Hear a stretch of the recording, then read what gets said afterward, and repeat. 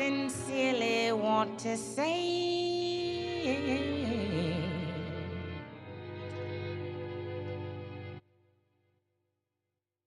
goodbye. Bye. Goodbye.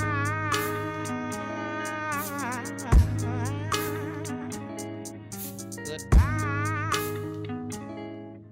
Eh, je suis taqué.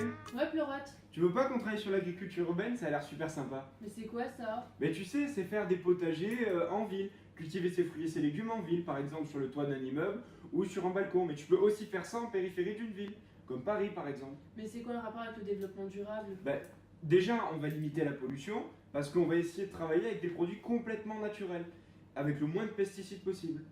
Ah, je suis pas convaincue. Ah ouais, t'es pas convaincu? Ok, bon, on va aller voir sur le terrain alors. On va aller retrouver... Nameko et Shimeji dans une ferme urbaine à Paris avec un agriculteur urbain. A tout de suite. Au revoir. Nous sommes donc ici à Paris dans le 12e arrondissement, accompagnés d'Émilie, dans le but de rencontrer un agriculteur urbain dans la ferme urbaine de Vincennes. Nous espérons avoir beaucoup de réponses sur les questions que nous nous posons à ce sujet. Let's go! Mais attends, on n'a pas rendez-vous demain? Ouais, j'avoue. Qu'est-ce que je fous là?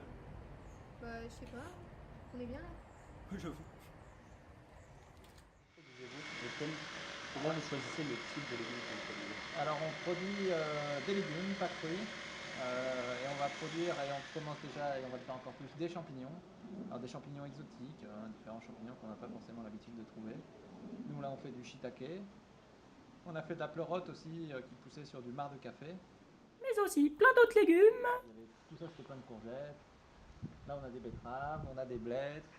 On a des choux kale, des choux pak choi, des choux petsai. On avait du mesclun. On a eu de l'année d'après, il y avait des haricots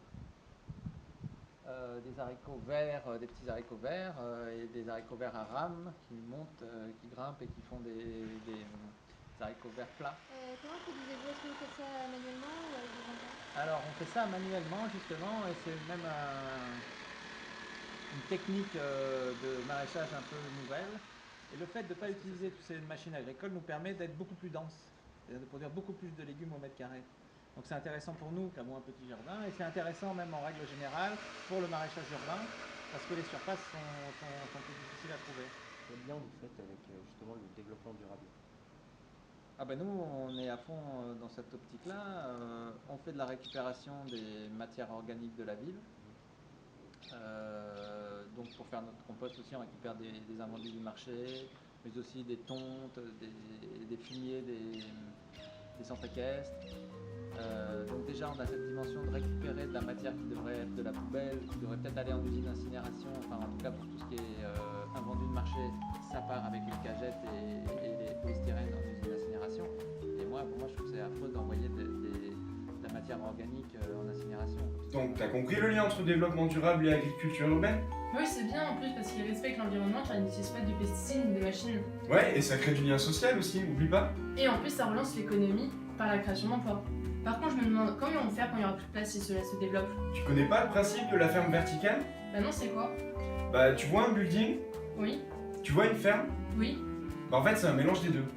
Ah ouais, c'est vraiment génial l'agriculture urbaine car ça respecte tous les piliers du développement durable. Ouais. Allez, au revoir.